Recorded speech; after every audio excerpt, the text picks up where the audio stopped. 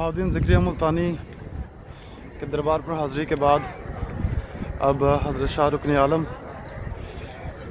जो कि बिल्कुल सामने ही उनका दरबार मुल्तान शरीफ में, अब आपको वहाँ की ज़ियारत करवाते हैं।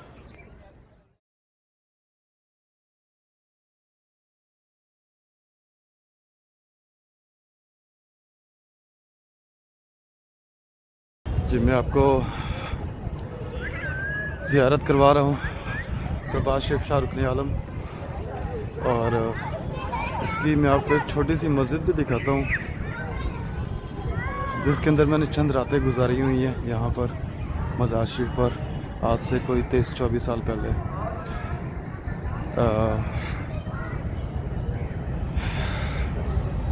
इस दरबार पर चंद रातें गुजारी हुई हैं और एक महीना इस दरबार के सामने घर हुआ करता था। पूरा एक महीना दरबार शरीफ के सामने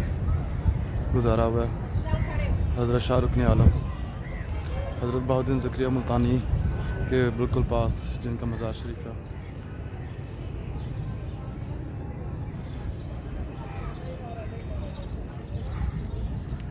अब मैं आपको वो मस्जिद दिखाने जा रहा हूँ छोटी सी, जो कि बहुत ही पुरानी, और ये हज़रत शाह रुकन आलम के मज़ार शरीफ के बिल्कुल बैक साइड पर है।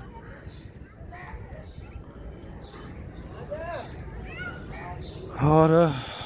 ये औलिया इकराम की मस्जिद है, बहुत पुरानी है।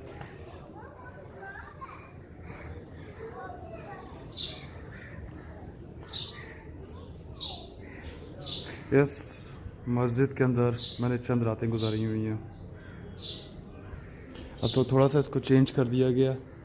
इसके बाहर वाले अहाते को थोड़ा सा बढ़ा दिया गया जो नज़र आ रहा है, लेकिन जो इसकी ओरिजिनल है वो छोटी। अल्लाहुम्मा सल्लि अला सय्यिदिना व मौलाना मुहम्मद साहिब التاج والمعراج والبراق والعلم دافع البلاء والوباء والقحط والمرض والعلم اسمه مكتوب مرفوع مشفوع منقوش في اللوح والقلم سيد العرب والعجم اسمه مقدس معتر مطهر منور في البيت والحرم شمس الضحى بدر الدجى سدر العلا نور الهدى كحف الورى مصباح الظلم جميل الشيم شفيع الأمم صاحب الجود والكرم والله عاصمه وجبريل خادمه والبراق مركبه والمعراج سفره وسدرة المنتهى مقامه وطاب قوسين مطلوبه والمطلوب مقصوده والمقصود موجود سيد المرسلين خاتم النبيين شفيع المذنبين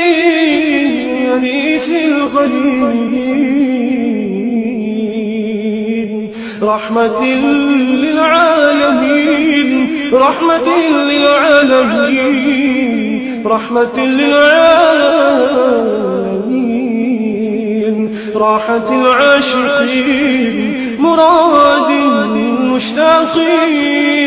شمس العارفين سراج السالكين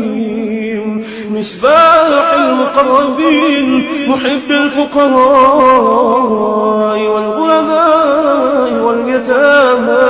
والمساكين سيد الثقلين نبي الحرمين إمام القبلتين وسيلتنا في الدارين صاحب قاب قوسين محبوبي رب المشرقين ورب المغربين سيد الجد الحسن والحسين مولانا ومولى الثقلين أبي القاسم محمد بن عبد الله